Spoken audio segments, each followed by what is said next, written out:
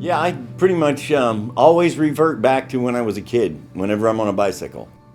I rode my bike as a kid like a lot. Somewhere around teenage years, I think my dad bought me a road style bike. I knew then that I liked it more than other people.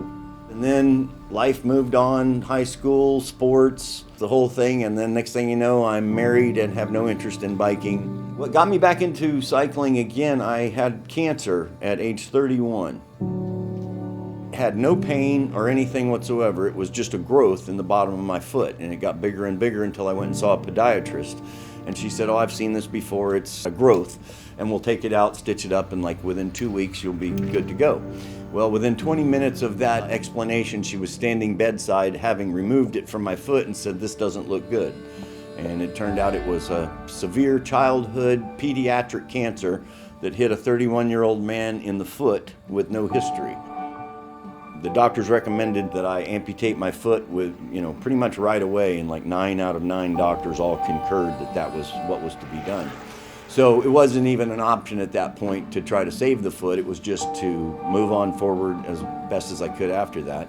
And I was really lucky to meet a prosthetist named Roy McMurray, and he told me, "You can do anything you wanted to do before, you can do now."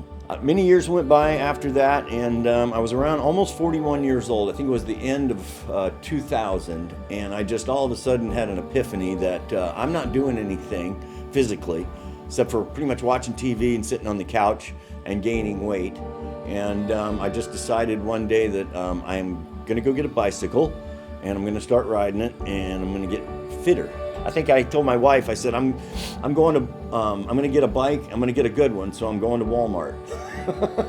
Which, how funny is that now? But at the time, she said, "Well, get me one too." And then we went and started riding on paved trails, and we discovered we liked that. It was an enjoyable thing, and we did start getting some fitness built up. That was a struggle. The first few rides in the beginning were quite something after not having done much. So it sparked something inside of me that made me want to go ahead and try some competition.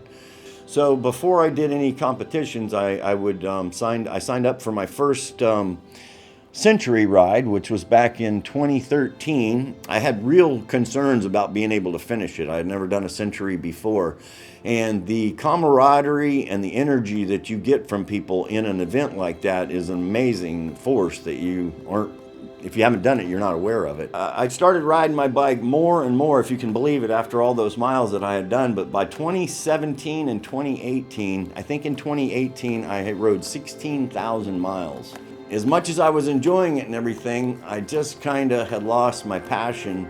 Just a few months ago, my wife has been telling me that she wants a new bike, and so we were trying to decide what bike to get her and everything. So we saw the Lectric XP 2.0 on its debut when it was being announced, and we actually ordered it for her that day. And then I kept reading about it and so forth, and we would not have purchased the bike had the bike not been a legitimate bike. I obviously have a lot of experience with bicycles, mountain bikes, road bikes, everything like that. So I had done my research, and the bike was very legit. The reviews are great.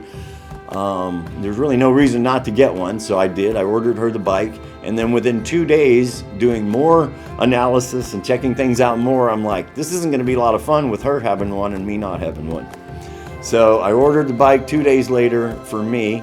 Thankfully I did, because I have completely reawakened that feeling of enjoying riding a bike again.